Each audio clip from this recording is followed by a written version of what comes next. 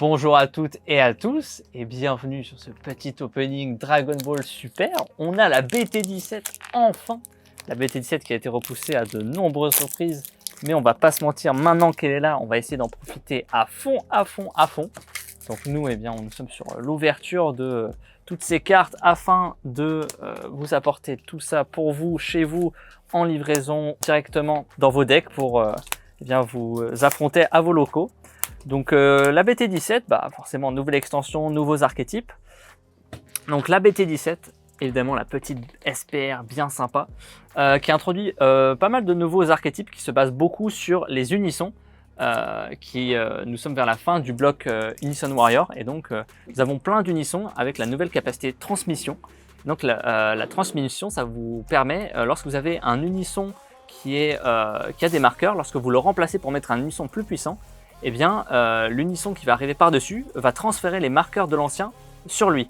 Donc ça va vous permettre en fait d'activer leur ultime, entre guillemets, leur grosse capacité qui requiert beaucoup de marqueurs à enlever. Typiquement, ce Golden Freezer, il a transmission 4, et donc si vous avez un unisson vert qui a 3 marqueurs, vous mettez ce Golden Freezer par-dessus en payant vos 3 énergies, donc il va arriver avec 3 marqueurs. L'ancien unisson avec 3 marqueurs, donc il va arriver avec 6 marqueurs. Vous pouvez du coup instantanément faire son -4 et son -4 qui consiste à gagner 10 000 et triple frappe pour le tour, sachant qu'il a réplique. Vous allez mettre 2 patates à 30 000 triple frappe, on adore. Donc voilà, c'est un peu la base de cette extension, beaucoup se baser sur les unissons. Donc pour ça, on va voir le deck couleur vert qui va jouer beaucoup d'unissons verts, donc soit piocher, soit mettre vos unissons. Et vos unissons peuvent servir de puissance de combo par l'effet de votre leader, donc ça va être quelque chose de plutôt agressif qui va jouer beaucoup d'unissons pour taper beaucoup de fois. On a le Goku qui est un peu dans la même idée, mais en jaune, donc un peu plus contrôle par contre. En jaune, je vais en profiter, on a le Piccolo ici. Piccolo, ça fait revivre un peu Namek, plutôt style contrôle, empêcher l'adversaire de piocher des cartes. Nous, on va piocher des cartes et détruire des cartes de combat. On a en rouge le deck GT qui est ultra rigolo, qui va commencer avec un unisson qui est le vaisseau spatial. Je ne sais pas si je peux vous le trouver. Oui, le vaisseau spatial navire de l'espoir. Donc il va commencer avec l'unisson. Et vous pouvez faire monter l'unisson très rapidement en mettant des Saiyans en dessous de lui. Vous pouvez le monter facilement à 15 marqueurs vers le tour 3-4. Donc vraiment, du coup, c'est un unisson très compliqué à tuer. Et ensuite, vous allez pouvoir faire beaucoup de Spirit Boost. Tout l'archétype se joue depuis en dessous de l'unisson. Donc vous allez pouvoir jouer beaucoup de cartes gratuitement, agresser. Et en plus, ça vous permet de faire revivre plein d'anciennes cartes GT qui combattront très bien avec. Et puis, je vous présente un peu le boss monster du deck, là, en petit SPR, là, le trio... qui part dans l'espace justement dans le vaisseau, et donc il peut se jouer depuis le vaisseau, donc c'est ça qui est super cool. En fait, on met tout le monde dans le vaisseau et hop, on les joue depuis le vaisseau, donc c'est assez roleplay, c'est vraiment cool. Chez les bleus, on a Gamma, parce que c'est une extension qui se base pas mal sur le film Dragon Ball Super Hero. Donc Gamma et Gamma 2 qui sont les nouveaux méchants, parce que le ruban rouge est désormais une nouvelle menace, encore une nouvelle génération de ruban rouge, et donc Gamma et Gamma 2, ça va être les méchants de ce film, avec peut-être d'autres androïdes. Et donc là, voilà, on a un nouveau Cell SR super beau qui peut se splasher un peu partout dans tous les decks verts, parce qu'il peut se jouer depuis les énergies, sachant qu'il est bleu lui-même, donc on peut le mettre en énergie, hop, le jouer. Et puis voilà, un unisson super beau, C17, C18. Je vais vous montrer les SPR rapidement. Hop, SPR C17, C18 et la SPR Cell. Donc voilà, plutôt sympa. Et on n'est pas en reste, je vais finir. On a aussi on a Towa qui revient et donc qui pousse à fond une mécanique de jetons. C'est un peu la première fois qu'on voit vraiment ça à DBS. On avait Shield qui se basait un peu là-dessus, mais là vraiment c'est à fond. L'unisson met des jetons, elle met des jetons. Vous pouvez transformer vos jetons en bloqueurs et vous pouvez même sacrifier vos jetons pour piocher des cartes. Donc c'est vachement sympa. Et puis en jaune, je vais vous présenter aussi des SPR qui envoient bien du pâté. On va pas se mentir, le Gohan. On avait le Cell tout à l'heure, le Gohan Super Saiyan 2, KZ en SPR, franchement, c'est un moment iconique, on va pas se mentir. Et pareil, lui qui met des patates, donc il peut attaquer 3 fois, il a bloqueur et piochant, vraiment une bonne carte. Et évidemment, qui dit Dragon Ball Super dit les cartes les plus rares de ce jeu. On a ici les SCR, les secrets rares, donc Promesse de l'Envahisseur, qui est une carte extra qui va vous permettre de détruire une carte en face et défausser 2 pour une seule énergie si vous avez beaucoup d'unissons et de Clan Freezer dans vos énergies, votre terrain ou votre cimetière. Donc évidemment très bon dans le deck couleur. Ensuite on a le Serment de Z qui est un peu dans le même style, qui va vous permettre de piocher 2 et vous allez pouvoir, en fonction du nombre d'unissons, donc avec Goku, Vegeta, c'est-à-dire tous les unissons qui vont avec le deck Goku, eh bien vous allez pouvoir, pareil, le bannir, mais vous piochez 2 cette fois-ci. Et la dernière carte, évidemment, le Piccolo et Son Gohan, la nouvelle force, qui vont être les héros qui vont défaire Gamma et Gamma 2 et tout simplement le ruban rouge dans le dernier film. On pourra noter que c'était Piccolo SH, donc Piccolo super héros et Son Gohan super héros. Ils ont tous les traits du monde, Saiyan, Terrien, habitant de Namek, Dieu. Et voilà, donc une SCR qui est un super combo, qui combote à 30 000, qui réduit son coût de combo pour chaque carte en inertie. Donc vous allez potentiellement avoir une 30 000 pour 0 de combo, donc c'est assez insane. Et en plus, vous allez pouvoir la jouer après le combo. Et lorsqu'elle est jouée, eh bien vous piochez un et abaissez une battle card. Et quand elle attaque, vous piochez un, abaissez une carte de nouveau. Donc ouais, très très bonne carte. Alors c'est un peu dépendant de l'adversaire de ses cartes en inertie, mais vraiment une carte très très forte. Évidemment, ce sont des SCR, vous pouvez en jouer qu'une par deck, mais ça reste très très fort. Et puis ça ajoute un peu de piment à la partie, hein, des cartes qui peuvent retourner les situations, donc c'est vraiment super sympa.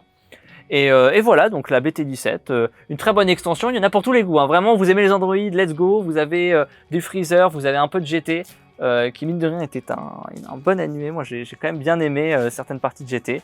Et puis on a Towa, donc qui a la mécanique super intéressante des tokens. Voilà, moi je pense qu'il y en a pour tous les goûts, aggro, contrôle, tout ce que vous voulez, et en niveau Arthur, on n'est pas en reste, donc voilà, la BT17, super. Et puis, eh bien on va se retrouver pour un produit qui arrive en même temps. Et je vais pas vous mentir, c'est un super produit. Et donc on se retrouve pour ce fameux produit, l'Ultimate Deck 2022, donc qui remet celle sur le devant de la scène. Donc voilà, j'ai juste enlevé la petite ouverture, donc je vais vous montrer directement ce qu'on a dedans. Donc là c'est l'édition française évidemment, donc qui vient avec un petit booster BT17, donc ça fait plaisir, et le deck juste ici. En avant, hop, on ouvre ça, et on a le deck. Donc on a le leader, donc qui est un leader qui est une sorte de reboot du premier leader cell de BT2. Donc vous allez mettre des cartes sous lui, vous allez absorber des cartes, vous allez pouvoir détruire des battle cards adverses et piocher des cartes. C'est comme ça qu'il fonctionne. Éveillé, vous allez pouvoir envoyer les androïdes que vous aviez absorbés pour détruire des cartes adverses et gagner coup critique qui empêche l'adversaire de prendre ses points de vie en main.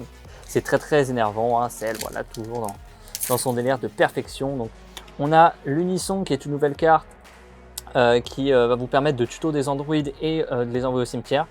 On a des androïdes qui vont piocher et se mettre directement sous votre leader, donc pour alimenter toutes ces munitions. Donc on a évidemment C17 et C18 et on a une carte qui compte pour les deux. Les deux noms de personnages sont importants pour vos absorptions.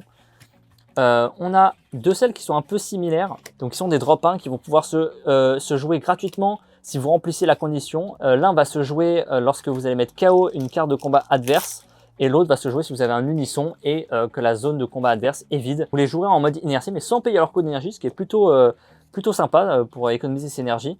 Et donc ensuite vous allez absorber des C17, C18 de votre dispersion, donc c'est à ça que servait le Dr Gero.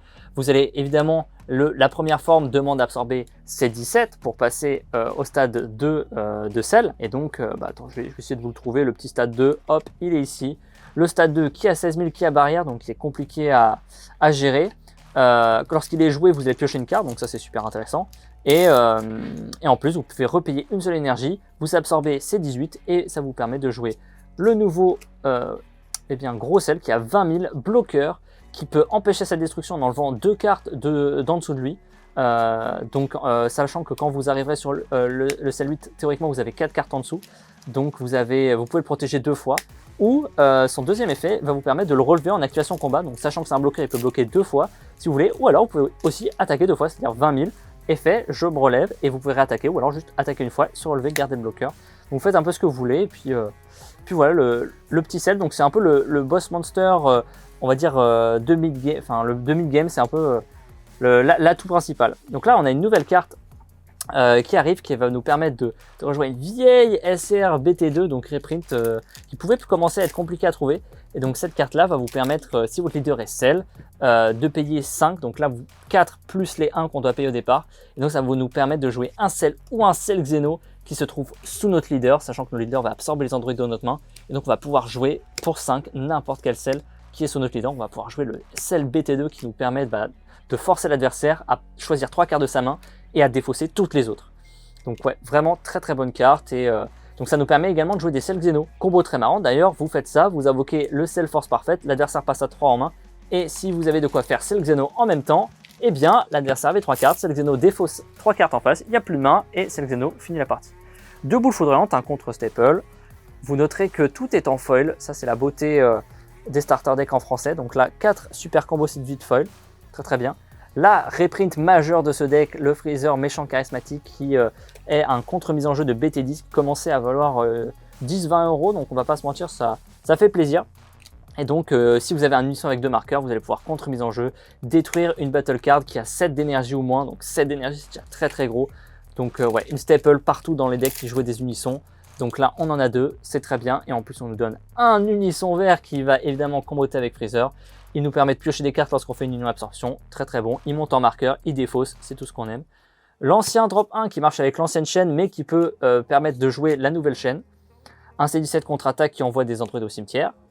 Et on a ici l'ancienne chaîne en même temps, donc le drop 4 et le drop 8, donc ils viennent de l'ancien expert deck. Et on a 2 contres dits EB1 qui sont des contres qu'on joue pour 0 énergie en payant un point de vie si l'on veut, qui va annuler l'attaque, plus jouer un petit jeton qui a bloqueur, donc ça nous défend très très bien pour un coût d'énergie très faible. Donc voilà, c'était une petite overview du deck. Je vais vous ouvrir le booster en espérant avoir une petite SPR ou une petite SR. Alors, un Android, nos Unco, nos communes et une SR, un petit Piccolo jaune-vert SR. Bon, on est presque dans le thème, c'est vert, mais ce sera plutôt pour le deck Namek. Donc voilà, c'était une petite review BT17 et Expert Deck, enfin Ultimate Deck Cell. Donc voilà, les produits sont enfin là, n'hésitez pas à en commander sur le site. Nous on est comme des fous, plein de decklists à préparer. J'espère que l'extension va vous faire kiffer autant que moi. Et puis on se retrouve sur la chaîne pour de prochains produits et de prochaines ouvertures et plus de fous.